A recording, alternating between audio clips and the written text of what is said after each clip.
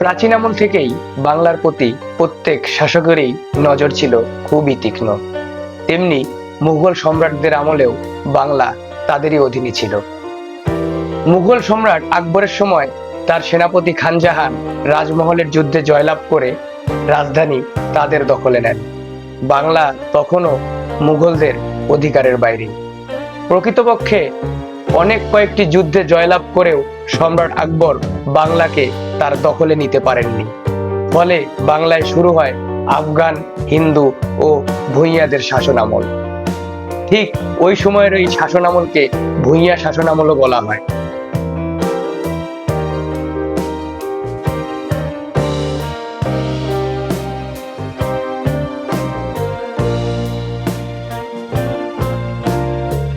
ভূঁইয়াদের মধ্যে 12 ভূঁইয়া ছিল অত্যন্ত প্রসিদ্ধ।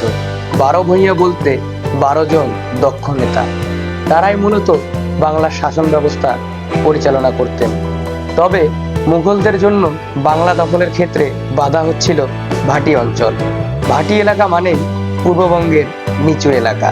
এটি পশ্চিমে ইছামতি নদী, দক্ষিণে পদ্মা নদী, পূর্বে ত্রিপুরা রাজ্য, উত্তরে ময়মনসিংহ এবং উত্তর পূর্বে সিলেটের বানিয়াচং অর্থাৎ ঢাকা, ময়মনসিংহ, কুমিল্লা, ত্রিপুরা ও সিলেটের নিম্নাঞ্চল নিয়ে ভাটি গঠিত। ভাটির রাজাদের মধ্যে প্রধান ছিলেন কেদার রায় ও চাঁদ রায়।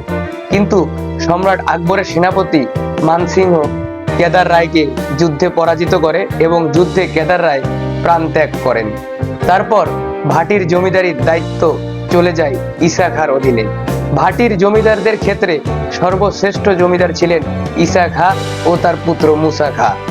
ঈসা খাঁ বর্তমান ব্রাহ্মণবাড়িয়া সরাইলের জমিদার ছিলেন। তিনি ত্রিপুরার রাজা অম্র মাণিক্যের সাথে সুসম্পর্ক স্থাপন করেন। বর্তমান সিলেট বিভাগের মৌলভী বাজার জেলার তরফের জমিদারের সঙ্গে যুদ্ধ করেন। ঈসা খাঁ জীবনে শেষ পর্যন্ত মুঘলদের বশ্যতা স্বীকার করেননি। ঈসা খাঁর রাজধানী ছিল কতবার। এটি বর্তমান বাংলাদেশের নারায়ণগঞ্জ জেলার রূপগঞ্জ উপজেলার মাকসুদাবাদ গ্রাম। সোনারগাঁওয়ে ঈসা খাঁ আরেকটি রাজধানী ছিল। একটি শাসকের একসঙ্গে দুইটি রাজধানী থাকাও কিন্তু বিরল ঘটনা। মুঘল সম্রাট আকবরের বাংলা পরিচালনার শেষ সুবাদার ছিলেন রাজা মানসিংহ। তিনি ছিলেন রাজপুত ও দক্ষ সেনাপতি। মানসিংহ তার ছেলে দুর্জন সিংহ বিশাল বাহিনী নিয়ে ভাটি অঞ্চল আক্রমণে আসে।